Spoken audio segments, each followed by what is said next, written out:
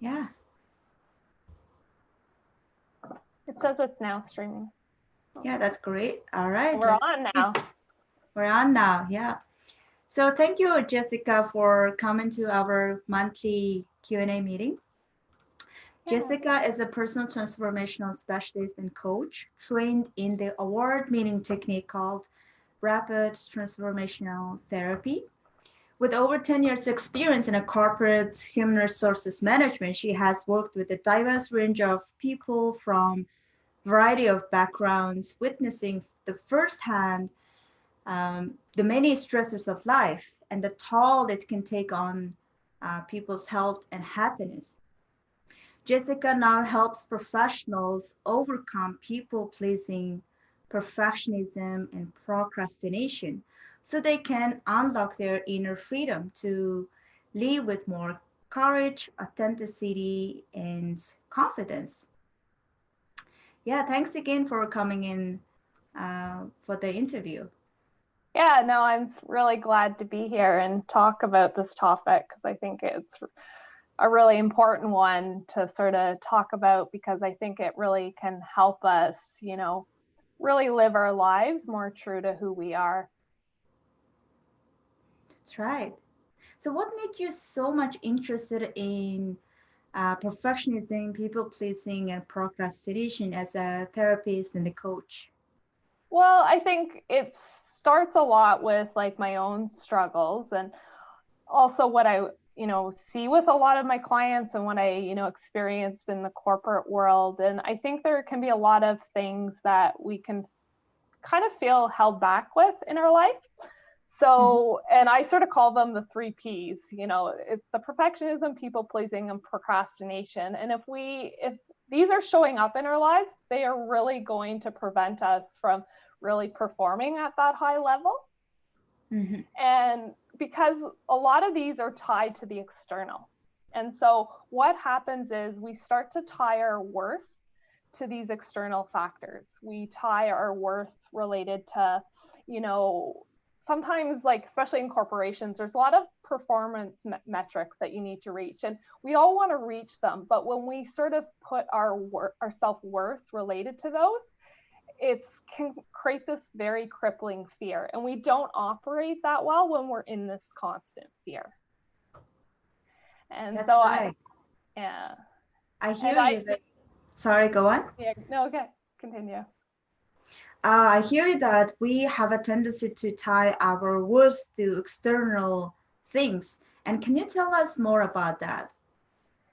Yeah, so this often starts like really, really young. Like it starts when we're young kids. And so when we're young, particularly between the ages of 0 to 8, and everybody goes through life stresses. There's, bad things that happen, things outside of our control. But when we're children, often the bad things that happen to us, we make a meaning about them. And often they're not a correct meaning. So we can make it, that we did something wrong, that we needed, to be better, be a better kid for our parents, Yeah, in order to make them happy, because like our parents might be very stressed out from work, and we learn that if we're quieter, or if we do things, it makes them happier.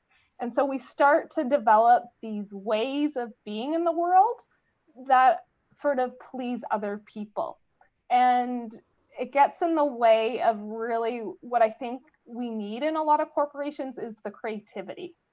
And so I think when we're in these stress responses and we're tying our worth completely to these performance metrics, we can't see some of these other options that there could be, these creative solutions. And I think that's what organizations really want for people. And they want them to hit the targets, and that's really, really important. But if we're in that stress state where we're always feeling like we're going after the next deadline, we're not taking any time to pause, to sort of look for the answers within, it can really set us up for just living in that constant fear state all the time. yeah. Living in a constant fearful state, and also being afraid of experimenting and going outside your comfort zone. Because there if I start experimenting, that means I'm gonna fail, And if I fail, my self-worth, who I am Yeah. as a human, is going to be at risk. So my survival is at risk. Yeah. And can you, you mentioned that also it's a personal, it's related with your personal story. So if it's possible, um, what meaning did you make out of your childhood that maybe later um, led you to struggle with perfectionism or people Yeah. pleasing? I don't know what you're what you went through, you know? I'm just curious Yeah. about your personal story. Yeah. So I struggled a lot with perfectionism. And my type of perfectionism actually wasn't maybe as typical because there's actually two types of perfectionism. There's overt perfectionism, and that's what we normally think about, you know, something being perfectly in order, delivering the perfect product. And then there can be covert perfectionism. And covert perfectionism is where we're so terrified of even taking the action or taking the risk. And so it's a really internal perfectionism. And so often those types of perfectionists don't even look like what you would expect because they're hiding. And so for me, what was happening in my life was I was really, really hiding a lot. And, you know, I think, you know, in my own childhood, I learned, you know, I was a very caring child. I had a fairly close relationship with my parents, but I think, you know, there were stresses that went on in the environment. And I learned that it could be easier for other people, you know, if I was always achieving, always, you know, hitting that benchmark. But I really tied my worth to that. And because it had to be perfect, it prevented me from doing so many different opportunities that I could have done. And so there were so many things that, you know, I could have taken action on that I was holding myself back because it could never be perfect. And anything when we're learning and developing, we have to be ready to make mistakes because that's the part of learning. And so when we're trying to do something new, or you know, we're trying to come up with a creative solution, or we're trying to advance in our career, we have to be open to making those mistakes. And I think for a number of years it held me back in my career growth. It held me back in so many different areas. That's right. I think a lot of people can relate to that, to your story, especially holding yourself from taking courageous decisions and actions, going out there, going out of your comfort zone. And when was the? I'm curious about the turning point. You made the decision that okay, this is this is the moment you've learned that you are being perfectionist. This is the time you made the decision that I'm gonna move on and overcome this. So I had actually the awareness that I was a perfectionist for a number of years, like probably quite a few years, but the issue, it kept presenting itself over and over again. And I think many people can relate to that.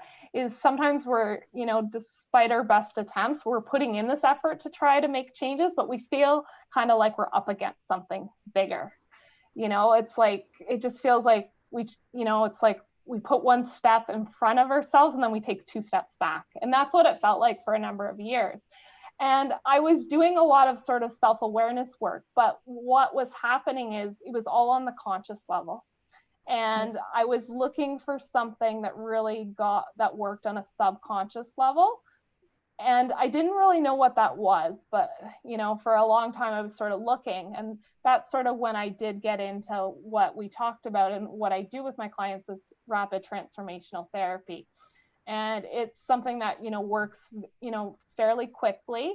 And you know, it really gets to the root cause of when it started, because when we're trying to, you know, sit now and and talk about it and figure out what's going on, that's our conscious brain, and it doesn't usually give us access to what's at the root of it. And so I think that was sort of, you know, and I think when you're asking me when was the moment, I don't know if it was a particular moment, but for me, it was just seeing the same thing happen over and over again Yeah. and not moving through the problems. Because I think we're meant to learn from our problems, but when we're feeling stuck in them, that's when, you know, that's when I think, you know, we start to want to change, because it's like, you know, I'm not taking this information, and for some reason despite my best attempts, it just keeps happening again. Yeah, noticing that pattern of behavior and pattern of thoughts and emotions, that's a great self-awareness. Now you mentioned that also you worked on yourself at the subconscious level, and RTT, rapid transformational therapy, helped you overcome that. And how do you help your clients overcome what you have overcome, which is perfectionism and people pleasing, or it can be procrastination, I guess. Yeah, so within RGT, it's a really directive type of therapy. We go into a very relaxed state to be able to access our subconscious mind, similar to, what we might feel if we're in something like meditation. It's just a very relaxed state, and it allows our subconscious to come up to the awareness and it's something that it's very difficult for us to get on our own. And so I sort of take clients back to find out when, this started. And often there's a belief tied in with the perfectionist or the people pleasing of why they need this. And it's usually on a subconscious level, it's trying to help them. And at one point in time in their life, it probably did help them get through something very difficult. But what happens is after a while, as we're adults, it really starts to hinder us. It starts to hurt us. And like I said, it starts to impact our ability to sort of perform at the highest level. Yeah, And so I take clients back, I get to the root cause. And that's the first part, is understanding when it started. The second part is then rewiring the subconscious. So within RGT, clients get a very personalized recording to sort of rewire their thoughts. yeah, Because every emotion sort of starts with a thought process. So we have the thought, which is usually based on a belief about ourselves. So we have the belief, then we have the thought, and then that creates the emotional response in the body. And when the emotional response is really heightened, we often do behaviors or we do actions that, we feel very reactive. We don't feel like we responded to the situation. yeah, And that's often because we're also in that very sympathetic nervous system that's on hyper alert. And so with the rewiring of the subconscious mind, we help, the nervous system to sort of access more of that parasympathetic nervous system, which is the rest and the digest place. And that just allows us to, make better decisions, and the thoughts start to change. And so that's sort of the second part. And then the last part is more of the conscious coaching of our thoughts. And that's often what a lot of us start with. We try and change our thoughts on the conscious level, but it works better when we start first with the subconscious and then start to change on the conscious level, because when you change on the subconscious level, it'll start to support you in how you dialogue with your thoughts. But both are equally important, but I think addressing the subconscious first is the biggest starting place. that's right. Yeah. And I see that also at workplaces, perfectionism, procrastination, people pleasing, all of them are quite common, and it get in the way of innovation, getting Yep. execution, and also creativity, even just team collaboration. Um, be, it can be badly affected, and because people are not showing up authentically, they are pretending to be someone else, they're hiding the true self. How do you see the method you use, the rapid transformational therapy and coaching, helping corporations unlock their people potential and creativity? Yeah, because I think when you start to work with people and you really get to the core beliefs, a lot of people are even surprised of where these core beliefs even came from. Because they're trying to make the changes. And I think when we start to sort of pull away those beliefs, more of the authentic person comes out. And I think in corporations, if you can be more authentic when you're having the more difficult conversation with somebody, people definitely feel more safe and they feel more comfortable to have that challenging conversation. But what happens in corporations a lot, if we're sort of in that reactive, when we have those difficult conversations, they escalate quite quickly. Yeah. And we miss the solution, and it's about who's right, who's wrong. And we're not looking for the solution that would be win-win for the company. And we can spend a lot of energy, in, fighting, disagreements, trying to prove we're right, trying to prove, that we're, a very high performer, all kinds of things. So a Yeah. lot of energy gets lost. And so if we can start to, people start to pull away these beliefs and they start to get to be more who they are, we can have these authentic conversations. And when people feel safer in their workplace, their productivity is higher. Because, when they don't feel safe in their workplace and they're always on edge because of threat, they're going to be in this hyper alert state that I talked about. And, they're going to be using a lot of energy that's kind of getting taken away from the productivity and the task at hand. Yeah. I totally agree with you. And I've noticed that as well. Um, People have a tendency to tie their self-worth and identity to their work products, the output. And then if even like expressing opinions, for example, if I express my opinion and if it was not acknowledged, and I feel so down or bad. For example, it happened a lot in one of my clients, and we started trying to figure out what's the why you feel triggered, but when your ideas do not get appreciated. And we come down to the solution that, well, finding that I think I tie my ideas to my self-worth. So a lot of that energy was lost, like you said, energy was lost trying to prove yourself that you are good enough and you're worthy, your ideas are good enough. Meanwhile, your at the corporate world, your energy should be spent on getting things done and achieving the work goals. Yeah. That's right. And Yeah.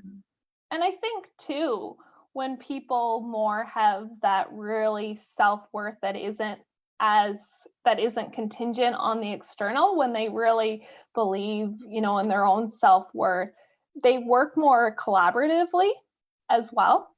So they'll Yeah. work more as a team. And because they don't need necessarily to be seen as the very best, they want the whole team to excel. But when people, as you're talking about, are trying to prove, I'm good enough, or, and they're trying to do all these things, there's sometimes what happens is they might be doing it, at the expense of somebody else. And there's a lot of energy getting lost in the team. Nobody feels comfortable working with each other. People are not communicating on, the challenges that are coming up, or, just certain people are communicating. And, there isn't this open space for the team to sort of come together and find the solution, because there's always going to be problems that we need to overcome. But if if people can work together more collaboratively, it fosters such a better environment and the productivity will be higher. That's right. And there will be more trust. And when people are trusting and feel safe at work, the creativity increases. Yeah. No, it's so true. And even too, like I was talking about also the 3 Ps, and like sometimes for certain people, like there will be certain people that will speak up and give their ideas all the time, because maybe they're trying to prove something. But then there will be other people that have really good ideas. And that's sort of where the procrastination might come in. They might not feel comfortable speaking up, and they have a really, really good idea.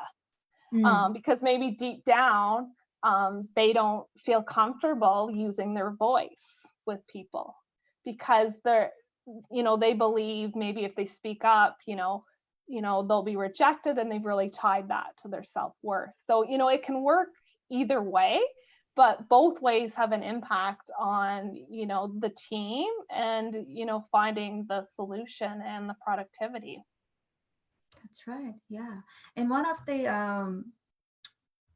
uh, people subscribe into their live asked how to deal with uncertainty. I know that the whole world is now experiencing uncertainty, and it can feel very stressful, daunting, because brain does not like Yeah. uncertainty. How to deal with that? Yeah, so I think the biggest thing, and I think it's the thing that we're not really taught a lot in our world today, is the self praise. Because like the world is really difficult right now, and there's more challenges than, ever before. But, and I think a lot of us tie sometimes our worth towards getting that validation, from a manager, or getting that feedback. And so when there's challenges and we're not getting that, we have to learn to give it to ourselves first. Mm-hmm. And that helps manage some of the uncertainty. But it's something that doesn't come natural to us because we're so used to, looking for it in our performance review. Like when we were kids, it was about getting the best grades. And, you're not always going to get that all the time in a work environment, or even what's going on. And so it's really important, like every day, to be giving yourself praise for the good things that happen, even if you have days where things don't go according to plan, but still really reflecting on the things that you did really well. And it's something that we have to practice like daily. That's right. It gives me this understanding of self-compassion, accepting yourself as who you are, and focusing on what you're doing well. And what I've noticed among my clients in this uncertain time was that, especially parents working from home, they would come to parental coaching, and then they would say, I'm being really bad parent. I can't do well in terms of my parenting at home. I'm really struggling it, and I would say struggle is common, and we're all doing that, going through that. And then they would take a deep breath. "Oh, okay, I'm not alone in this." I see Yeah. that a lot happening. I think when difficult time, uh, when we experience difficulty, we feel like we're the only one going through that, and we judge ourselves for not being better. Mhm. Yeah. Yeah. No, I think that's so true what you're talking about, because there's so many people with like the change of how workplaces are. Like people are working from home, they're having to look after their kids. And so it's important to understand that like we all struggle. And what, I teach my clients, and I think you probably teach your clients as well, is then how to reframe that. So even though like things are really challenging right now, and this is one of the most difficult things I've had to face in a really long time, what are the things I'm still doing well despite that? Yeah. And so that's where you have to sort of turn it around and still give yourself that praise. And, and when we start to give ourselves that praise, it starts to lessen sort of the stress in the body. And so, we sort of have to look at ways that we can still, like, even if things are going totally, off plan, how are ways that we can still focus on what is going well, what is going right. And I think also what you talked about is reaching out to other people and for support, talking to people, because you're usually not the only one. Well, you're definitely not the only one. Oh, Everyone's facing these struggles. yeah. But then now the social media, people showing up only what are they doing well and what they're proud, and people feel like they're the only ones struggling. There's lots of comparison going on. So moving forward, I wanted to bring your focus back onto people pleasing, because in Mongolian culture, people pleasing is seems to be, in my opinion, it's only my opinion, so it's not a Yeah. i'm not I'm not going to define the culture with one word, but people pleasing, it shows up quite common, but then it's super It's widely accepted behavior. Like you need to please others to be accepted or to be seen as like good person, it seems. But Yeah, there's lots of things going. There are so many layers under that. Can you tell us more about? yeah, there are so many layers with people pleasing, and it's something that starts really, really young. Like if you even think of children, when they're behaving, we give them a reward because they're being a good child, right? Yeah. And when they're a bad child, there's a consequence, and there still has to be, like, don't get me wrong, there still has to be consequences for our actions, but sometimes that can happen to the extreme. And so kids, as I talked about, are making meaning really, really young, and so they're starting to learn, if I'm good, if I do everything right, if I do everything perfectly, then I'm okay. And so, and then as we grow up and we start to work in like corporations, and all of a sudden then we're faced with different people and teams that we have to work in. And you know and all of a sudden we have this sort of response in us that we can't say no. and Yeah. then and then what happens is we overextend ourselves, we take on way too much. Sometimes we, like, our workloads can be, you know, way higher than we should have maybe ever taken on.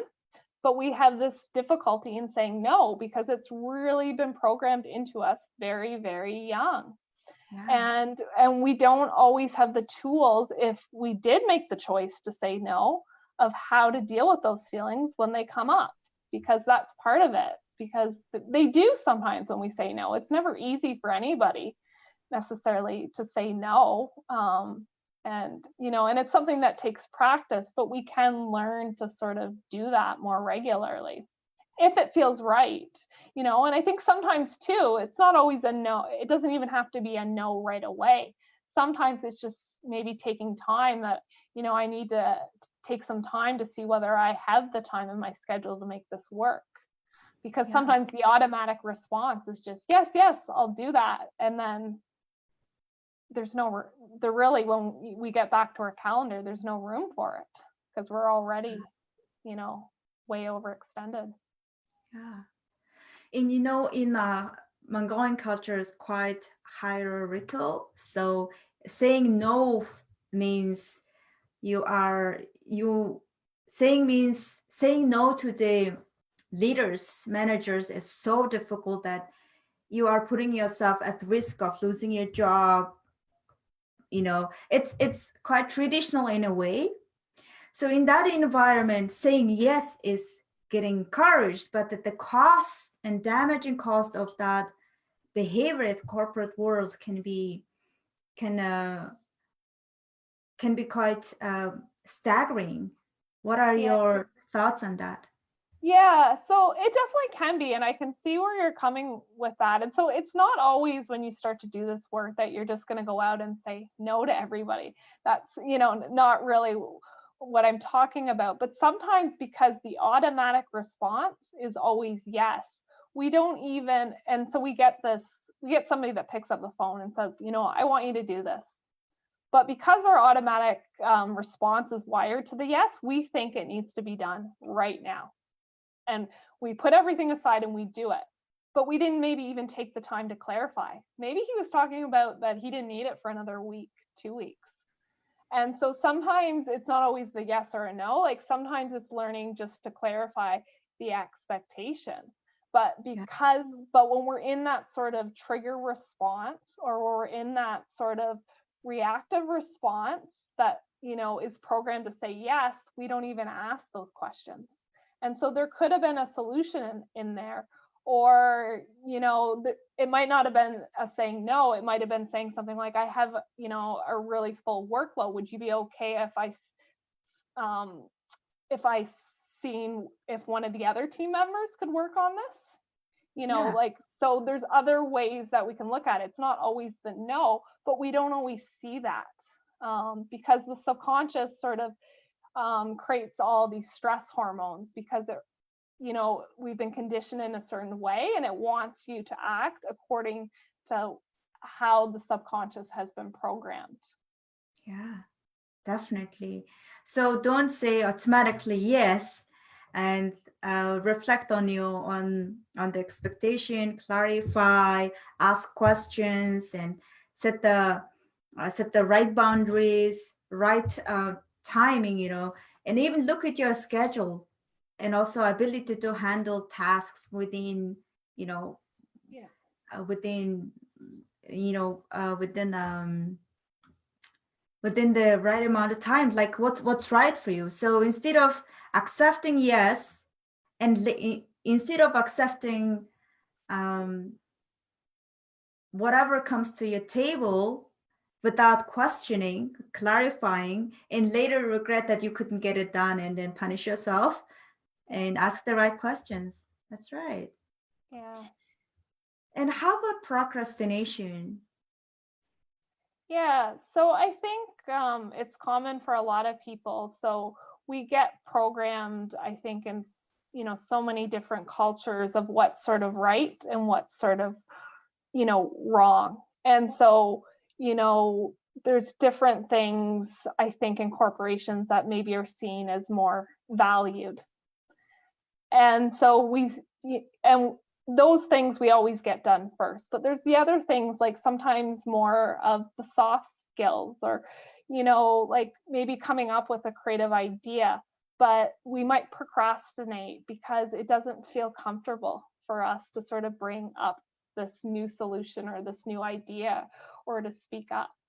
And so we sort of maybe go to the things that give us that instant gratification, like, the stuff that, we know our boss really, really likes. But ultimately, those things might be good, but there might be other things that we could bring to the table that could really, really change a project. And we're keeping that hidden, and we're procrastinating on it because we're comfortable that what if we bring up that idea and somebody says, oh, I don't like it.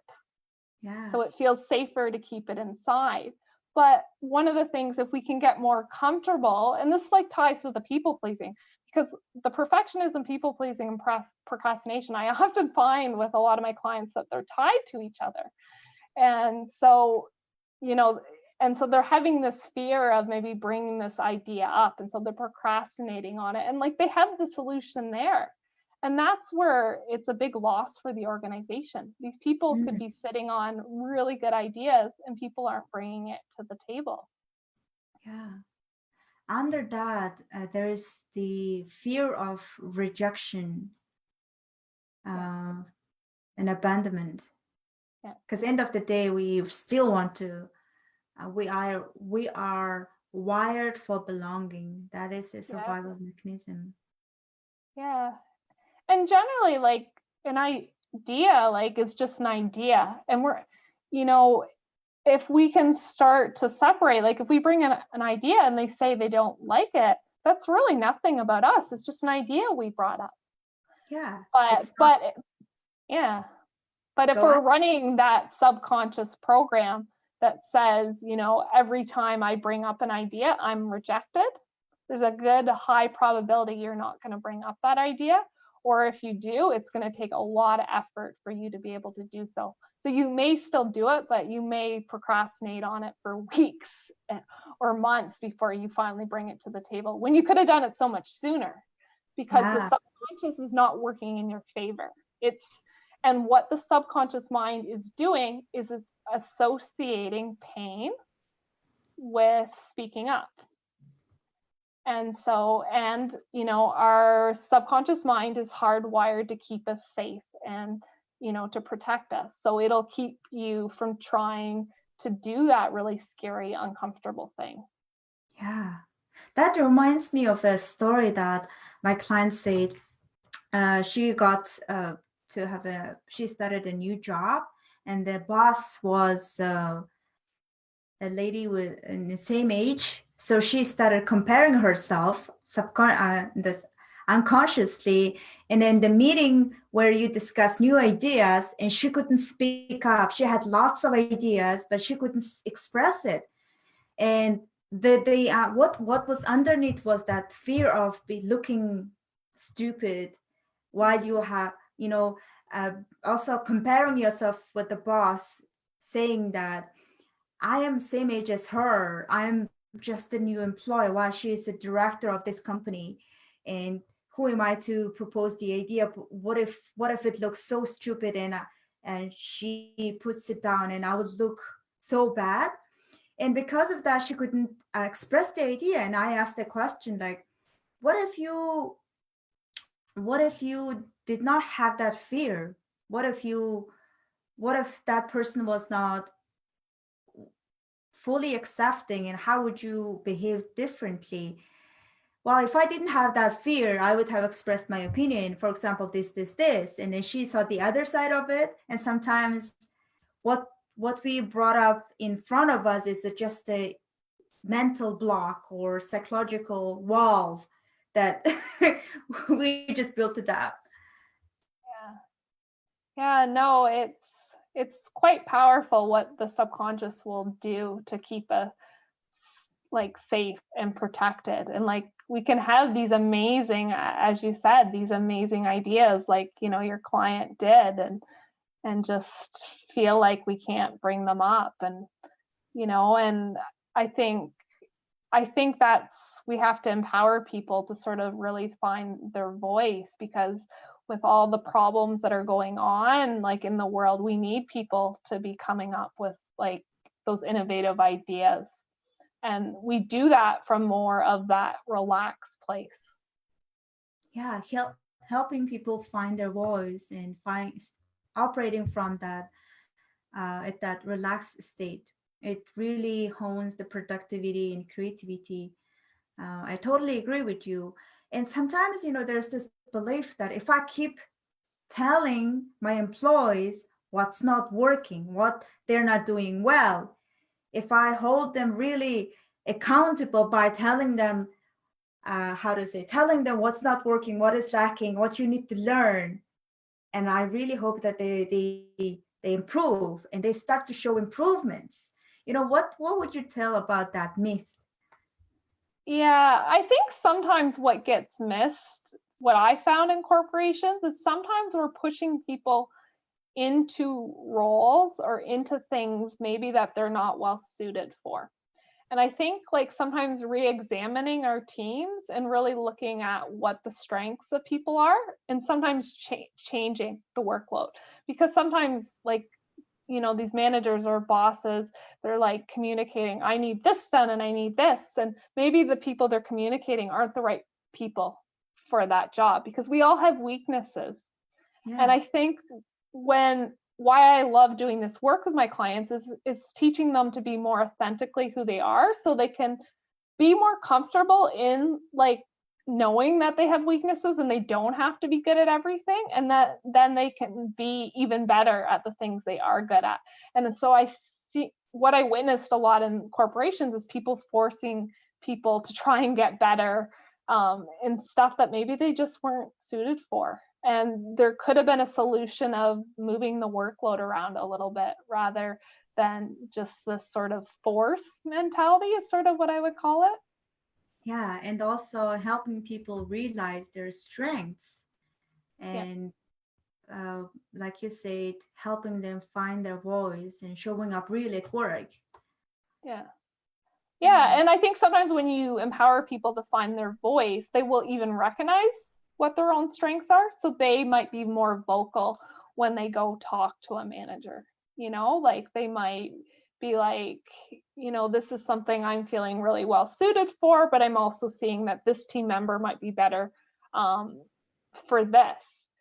And because they feel comfortable in their weakness, they're able to see that. But when we don't feel comfortable in that, we feel like we need to hide it. We yeah, feel like we need to hide our weakness. Let's just hopefully nobody will see that I'm struggling in this area. yeah. And then that also impacts, the team. It impacts, their ability to operate at the best level. And because there often are solutions that could be changed, and how the workload is structured. And you also remind me that how important it is to help people connect as a human being, like imperfect, just connect with another at the human level, not just a robotic, I'm so good, I have no imperfections, I'm doing so great, I'm always happy, all pretentious. Sometimes it can be all pretentious. Yeah.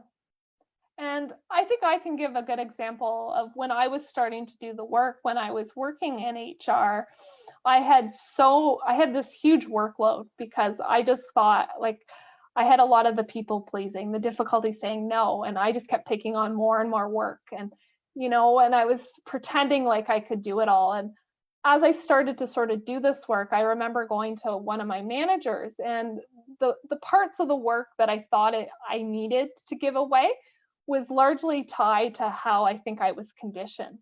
But Hmm. she really could see me for who I was, and she actually came up with a different solution that I wouldn't have seen. But had I not been comfortable enough, which I wouldn't have been previously, to like sort of have that more vulnerable conversation, she offered the solution for me and said, I think this is the part that you need to delegate. But there was a part of me that maybe was feeling a little bit insecure that I needed to hold on to that. But, Yeah. when she offered the solution, I was like, yeah, that's what I need to do. And when I did go down that path, it was the right path. And, but in the past, I wouldn't have been comfortable to have those conversations. I would have pretended like I was handling it okay. I would have maybe tried to hide it or, put on sort of, the smile or, or thought I needed to work harder, put more pressure on myself. Yeah, 80 hours a week. Yeah.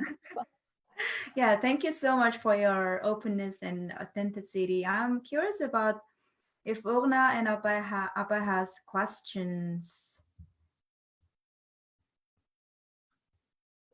And you can open up your mic and ask questions, Urna.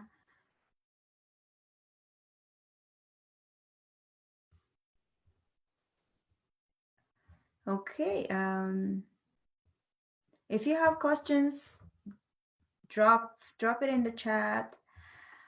Uh, do you Sorry have any about this. Oh yeah. Do you have any questions? So, I'm good at the moment. Yeah, but I'll let you know if I have one. Okay, sounds good. All right. So Jessica, there's this one question.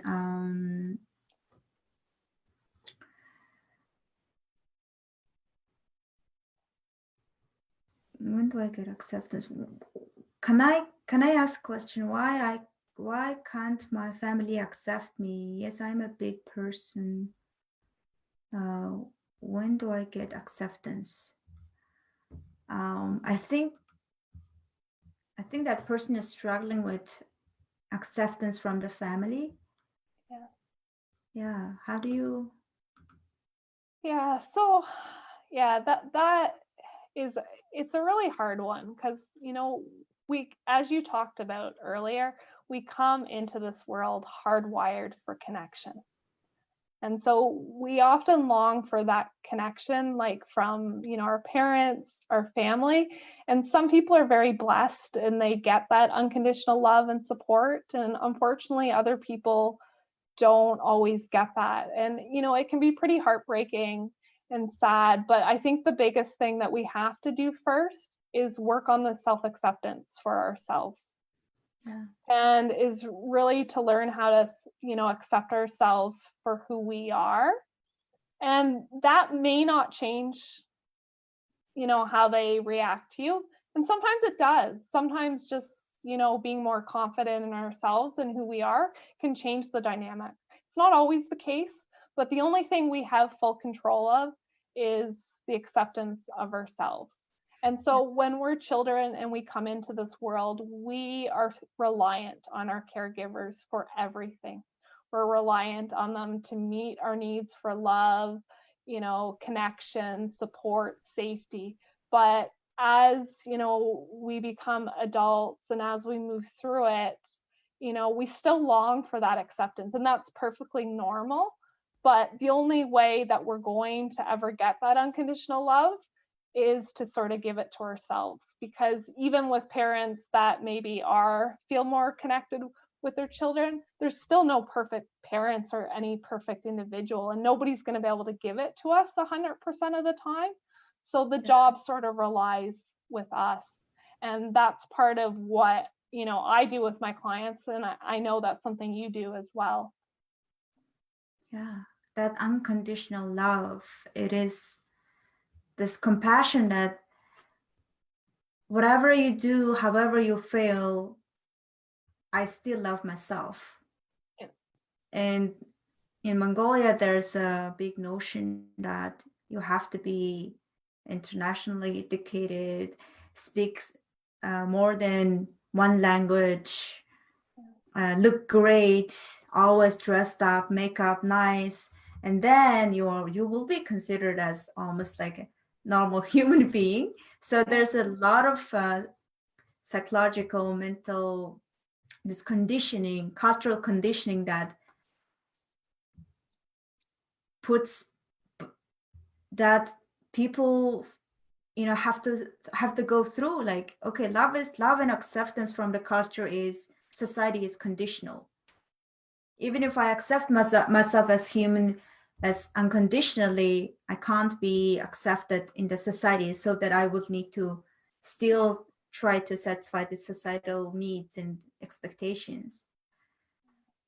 Yeah. And so I was going to ask you, how did you find that pressure showed up for you in your own life? What was your experience? For me, I was this constant achiever. I was never happy with myself, and my mother would always say, like, Paloma, like, what's wrong with you that you have to work these long hours, and you have to always study and study, like, live your life. And I will say, I have a goal to achieve, I have a dream to achieve, I'm gonna work hard. But then at the same time, I was sacrificing my inner, my relationships, my happiness, my fulfillment, my health. For example, I was developing these autoimmune diseases and showing up always stressed, and it was not going out well for me, because even if I was trying so hard, I was stuck. I was just generally stuck in um, one level, and I was not leveling up even if I try so hard. And what made me realize was that I was tying my self-worth to these external expectations, like you say, like you mentioned earlier in our conversation. So I'm my work, I'm my success, I'm my education, I'm my look, I'm what I do. So that was like, I didn't realize it just until like until 3 years ago that I was doing this, and it was Yeah. pretty big learning. It is a big shift, and I can relate to a lot of what you were talking about. Talking about autoimmune. It was, for me, it was showing up in a real physical way as well, like in my body with sort of physical health issues, and the achieving and working hard, and then feeling paralyzed and moving forward on the things I really wanted to move forward with. Yeah. And Abai, we have only 8 minutes left, but Abai asked the question: is it important to say, or is it important to help others all the time? Does it So make sense? Yeah. I think it I think it's important. Like, I definitely think it's important to help others, but I think what we need to teach people now, and I think what we need to teach, like, our children, and what we need to teach others, is we have to help others from a place of looking after ourselves first. Like, we have to give ourselves that support. We have to give ourselves, the space, and we have to look after ourselves, because, like, if we're showing up looking after all these people, and we're dealing with health issues, we emotionally we feel depleted, that's we're not really helping anybody. Yeah. And it gives me a metaphor that you are trying to charge other batteries while you are running empty. Does it make sense? Yeah, it does. Yeah, charge your battery first, and then you will be fully equipped to help others. Yeah, and I mean, it's not something that's going to be, perfect either all the time. We might have days where we do still overextend ourselves. And, I think I had a day last week where I realized I put too much of my energy out there. But I think with this work is starting to recognize it so much quicker. That like, oh, I had a day where, I took on too much, and then making a different choice. And, the next day and the day after. And rather than, doing it day after day on autopilot. So it's sort of bringing that awareness when we sort of fall a little bit back into that old pattern. Yeah, that's right. So we have just a few minutes left. I'm curious about what are your advices for human resource professionals or business owners in terms of unlocking creativity, improving productivity and effectiveness, all these you know issues that you need to tackle at its workplace? Well, like we hear so much nowadays about like mental health, and we sometimes think that mental health struggles have to be something that's like really severe. You know what I mean? Like somebody is having really severe depression, and it doesn't have to be that. We need to sort of create places where people are, looking at their health. They're, bringing that awareness to that, and we need to make it more supportive that people can have some of these open discussions. And we have to make it more comfortable for people to talk a little bit more in workplaces about their feelings. Because like we're emotional beings, and we're expecting people to go and not have emotional reactions at work. It's kind of funny to even think that that sort of happens in workplaces. And things would get solved quicker if you allowed space for people to have some of those discussions. Yeah, that's right. And this openness around feelings and authenticity, showing up real, those are the things that we need to tend and pay attention to if you want to improve creativity, innovation, productivity, and help people, lift up your business. Yeah, because you can't have people show up you know like just a portion of themselves and then expect somebody to perform at a high level. Because it's like our emotional experience is so much a part of being human. And if we're leaving that just like at home, that's the place for it, and it's not supposed to be in the workplace, you're not getting the full, you're not getting the full person and what they can bring to the table. I agree with you. I totally agree with you. Thanks for bringing that up. And also, one thing you mentioned stood up to me, which is you don't have to be mentally ill or emotionally so broken to ask for help or work with No. coaches and therapists and counseling. It's just normal part of the life that helps you excel, helps your people excel. Yeah, because we all struggle. Like every single one of us has struggles, and it will be to different degrees, of course, but the more we can understand why we struggle, where it comes from, the more awareness we can have around like when we're having, a trigger at work, like when we're having that emotional reaction, when we have more awareness of that, we move through it so much quicker. Yeah. And we had the ability to go, okay, this is happening. I'm going to take a moment. And now, once, I sort of take that time, then I'm going to figure out a way to respond. But when people don't have that awareness, they're often reacting. And when we come from more of that reactive place, that's when we don't always, as I talked about, sort of see sort of the solution, or we don't really work well collectively as a team. Mm.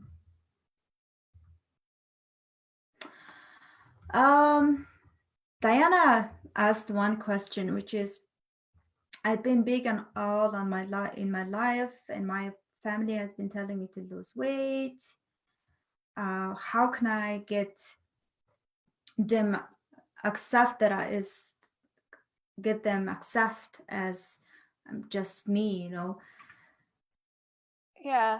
And that's sort of what I was talking about earlier. That's sort of the difficult spot. We may never be able to get them to, fully, accept us in the way that we need it.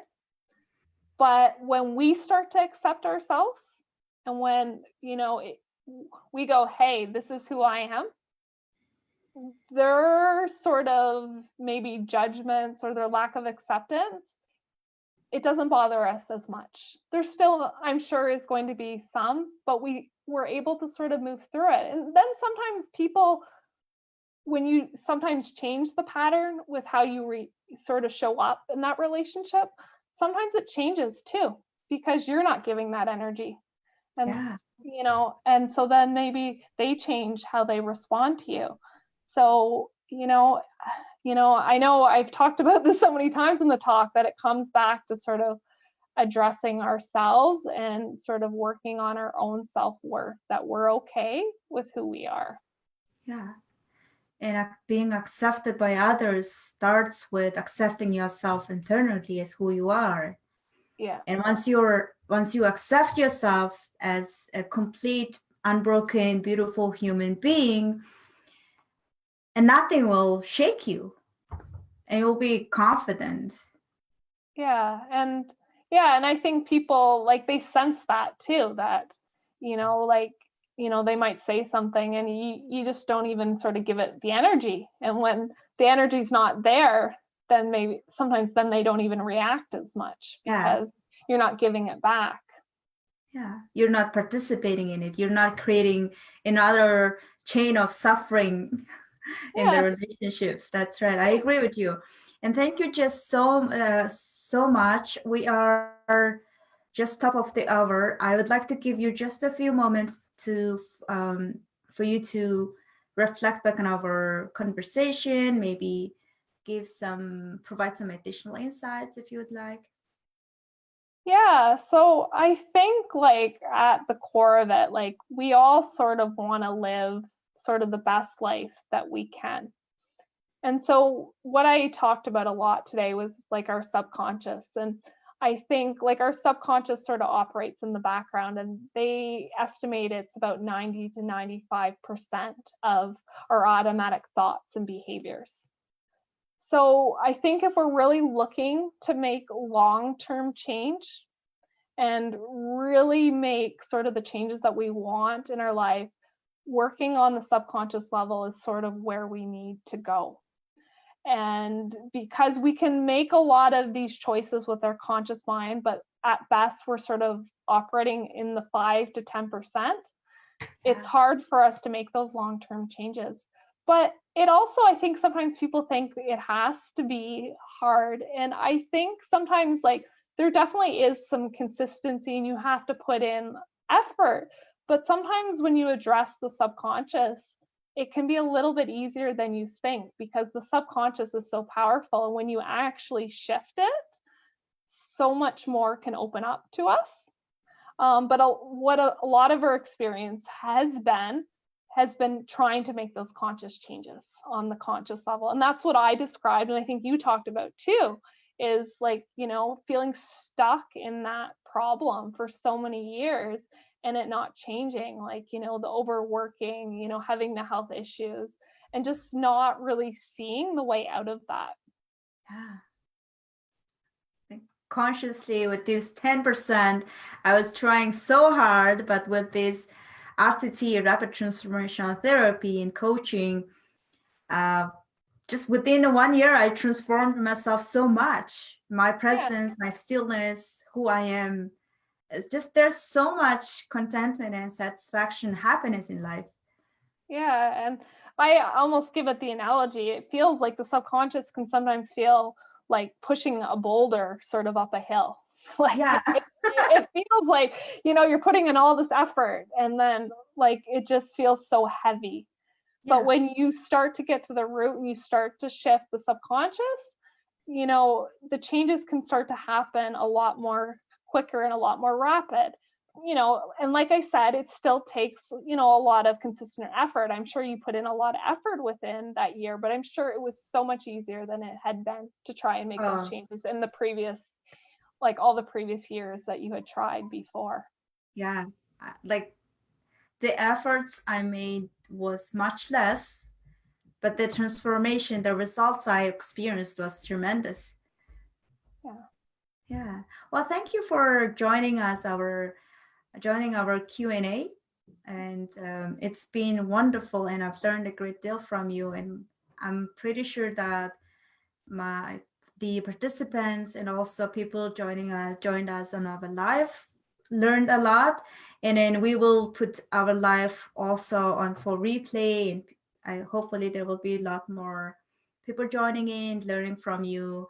And whoever wants to talk to Jessica Sloan, try to reach out to her through her Facebook. And I would also include her contact details in our Facebook Live.